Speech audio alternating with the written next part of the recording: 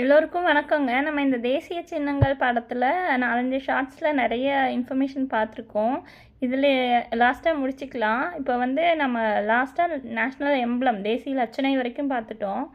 தேசிய கீதம் பார்த்திங்கன்னா ஜனகணமன ரவீந்திரநாத் தாகூர் எழுதியிருக்காரு. அவர் எழுதுனது வங்காள மொழி. இந்தி மொழியாக்கம் பண்ணி தான் நம்ம குடியரசு தினத்தன்னைக்கு அதை பாடணும் அப்படின்றதுனால அதை அக்செப்ட் பண்ணது 2 நாள் முன்னாடி ஞாபகம் வச்சுக்கோங்க. அதாவது தேசிய கீதம் ஜனவரி 24, 1950 இப்போது குடியரசு தினத்தினுக்கு பாடணும் அப்படிங்கிறதுனால 2 நாள் முன்னாடியே அதை ஓகே பண்ணிட்டாங்க அப்படின்னு ஞாபகம் வச்சுக்கோங்க. அது எத்தனை வினாடிகளில் பாடணும் அப்படின்னு ஒரு முக்கியமான கேள்வி இது. 52 வினாடியில் தான் தேசிய கீதம் பாடப்படும். அதை நோட் பண்ணிக்கோங்க. இதை ஃபஸ்ட்டு பாடினது எந்த இடம்னா 1911 டிசம்பர் 27 கொல்கத்தா ஐஎன்சி மாநாட்டில் தான் ஃபஸ்ட்டு பாடியிருப்பாங்க, காங்கிரஸ் மாநாட்டில். இதை இப்படி ஞாபகம் வச்சுக்கோங்க. அதாவது 2 நாள் குடியரசு தினத்துக்கு 2 நாள் முன்னாடி அக்செப்ட் பண்ணாங்க. கிறிஸ்மஸ்க்கு 2 நாள் அடுத்து பாருங்கள், டிசம்பர் 27 1911 கொல்கத்தா ஐஎன்சி மாநாட்டில் ஃபஸ்ட்டு பாடியிருக்காங்க. அதுக்கு அடுத்தது தேசிய பாடல் வந்தே மாதரம். பக்கிம் சந்திர சட்டர்ஜி ஆனந்த மடம் அப்படிங்கிற நாவல்லேருந்து, அவரோட ஆனந்த மடம் நாவல்லேருந்து எடுத்திருப்பாங்க.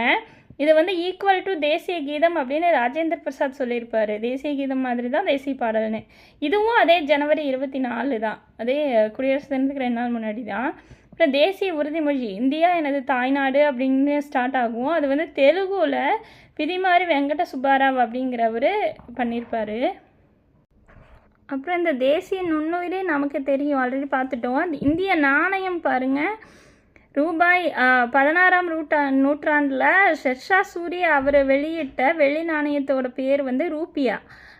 அதிலிருந்து வந்தது தான் ரூபாய்ங்கிற வார்த்தை.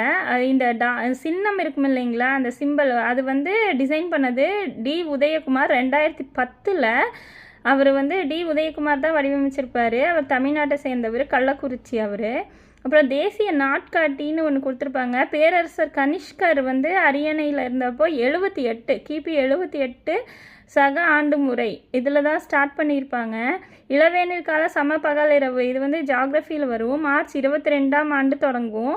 லீப் ஆண்டில் அது மார்ச் 21 அமையும். இதை வச்சு தான் அந்த நாட்காட்டி டிசைன் பண்ணியிருப்பாங்க.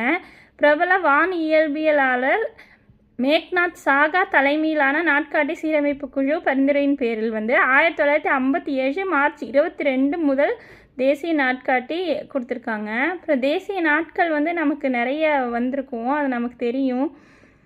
அப்படியே ஒவ்வொன்றா பார்க்கலாம். இது எல்லாத்தையும் கொஞ்சம் நோட் பண்ணி வச்சு படிங்க. நன்றி.